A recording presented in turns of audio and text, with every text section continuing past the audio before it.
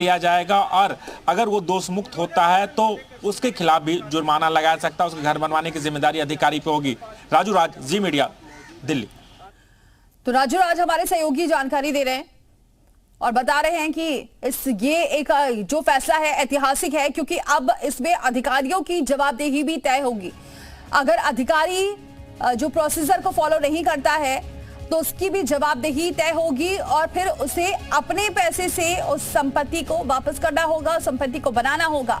ये तमाम निर्देश, गाइडलाइन अब कोर्ट ने दे दिए हैं। नोटिस रजिस्टर पोर्ट्स से भेजा जाना चाहिए। यानी एक जो प्रोसीजर होती है, अगर कहीं ऐसा लग रहा है कि यहाँ पर इस निर्माण को तोड़ना है, इस अवैध निर्माण को तोड़ना है, तो उसके लिए भी बाकायदा पूरी प्रोसीजर को फॉलो करना होगा।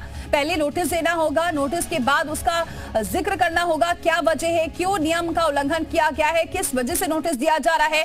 पूरा प्रोसीजर फॉलो करने के बाद ही कोई कार्रवाई की जा सकती है, अन्यथा नहीं की जा सकती। और अगर कोई अधिकारी ऐसा करता है तो उसकी जवाबदेही भी तय की गई है। तो बड़ी खबर है, सुप्रीम कोर्ट ने ये बड़ा फैसला सुनाया है और ये जो फैसला सुनाया है ये पूरे देश में लागू होगा, क्योंकि बुलडोजर एक्शन को लेकर तमाम आपत्तियां जाहिर की गई थी, तमाम याचिका दाखिल की गई थी, जिस पर सुप्रीम कोर्ट बहुत दिनों पहले भी फैसला लगातार सुना रहा था, उस पर पहले भी टिप्पणी की थी।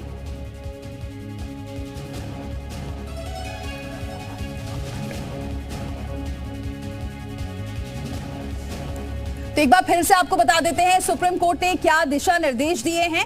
आपको बताएं कि यहाँ नोटिस रजिस्टर्ड पोस्ट में भेजा जाना चाहिए। इसके अलावा सुप्रीम कोर्ट ने यह भी कहा है कि मकान के बाहर भी इसको चस्पा किया जाना चाहिए। नोटिस में जिक्र होना चाहिए कि नियमों का उल्लंघन कैसे हुआ है और बिना कारण बताओ नोटिस मकान नहीं गिरा सकते हैं। यह भी सुप्रीम कोर्ट का आदेश है। 15 दिनों का वक्त दिया जाना चाहिए। ये दिशा निर्देश सुप्रीम कोर्ट ने आज जारी किए हैं।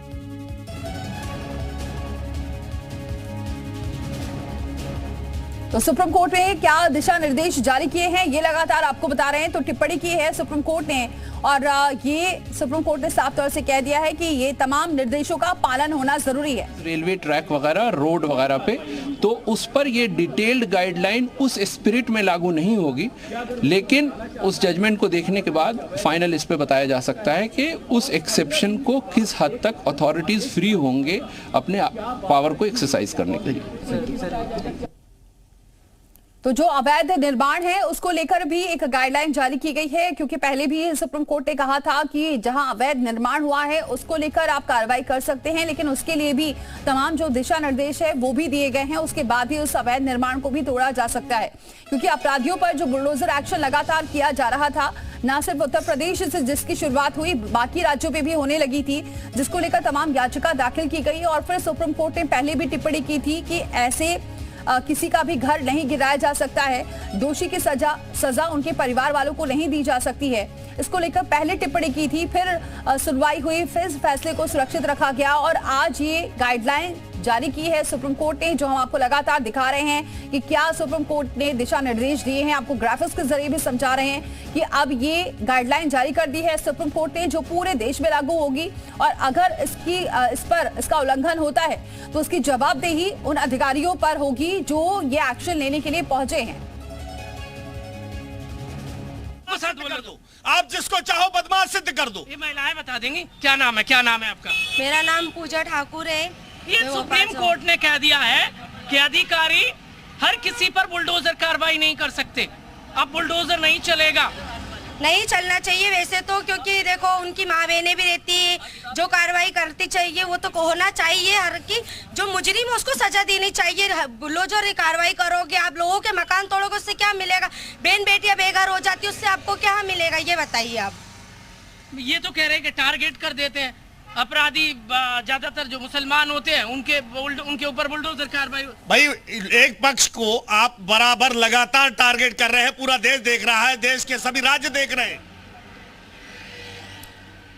देखिए हर जगह से अब लगातार प्रतिक्रिया आ रही है। भोपाल से हमारे सहयोगी प्रमोद शर्मा जो लोगों से राय ले रहे हैं कि क्या वो कहते हुए नजर आ रहे हैं, क्योंकि कुछ लोग इस कार्रवाई को लेकर सही ठहरा रहे थे। स्पष्ट कर दिया गया है और सुप्रीम कोर्ट की ओर से ये बार बार दोहराया गया है कि अगर बिना किसी कानूनी प्रक्रिया का पालन किए किसी व्यक्ति का घर केवल इस वजह से ध्वस्त कर दिया जाता है क्योंकि वह किसी केस में आरोपी है या दोषी है, तो ये कई वजहों से असंवैधानिक है। क्योंकि कोई दोषी है या आरोपी है, उस पर ट्रायल चल रहा है, ये तमाम चीजें न्यायपालिका के कार्य क्षेत्र में आती हैं। उस पर क्या कार्रवाई की जाएगी, उस पर क्या जुर्माना लगेगा, उसे क्या सजा दी जाएगी, ये न्यायपालिका तय करेगी, ना कि कार्यपालिका। यानी किसी पर आरोप लगा या वो दोषी भी करार दे दिया गया तो आप उसके घर बुलडोजर लेकर पहुंच जाएं और बिना किसी तर्क संगत प्रक्रिया का पालन किए हुए, बिना किसी तर्क संगत वजह के आप उस पर कोई कार्रवाई कर दें, ये बेहद गलत है और ये बात बिल्कुल स्पष्ट कर दी गई है।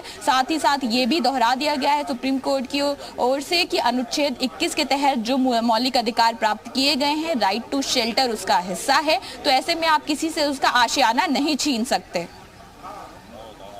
तो अंजलि लगातार हमें अपडेट दे रही है हमारे सहयोगी, क्या कोर्ट ने टिप्पणी की है, क्या कोर्ट ने दिशा निर्देश जारी किए हैं, जिसको लेकर बार बार इस बात का जिक्र सामने आ रहा है।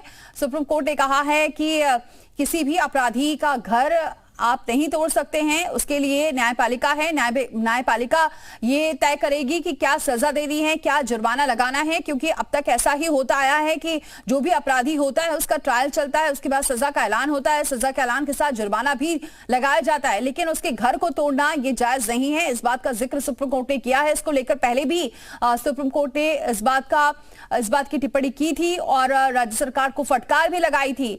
और क्योंकि बुलडोजर एक्शन ना उत्तर प्रदेश बल्कि बाकी राज्यों में भी लगातार हो रहा था, इसी को लेकर आज सुप्रीम कोर्ट ने अब तमाम गाइडलाइंस जारी कर दी है, जिसमें अधिकारियों की भी जवाबदेही अब तय हो गई है। अगर कोई ऑफिसर ये कार्रवाई करता है तो उसके खिलाफ भी एक्शन लिया जाएगा।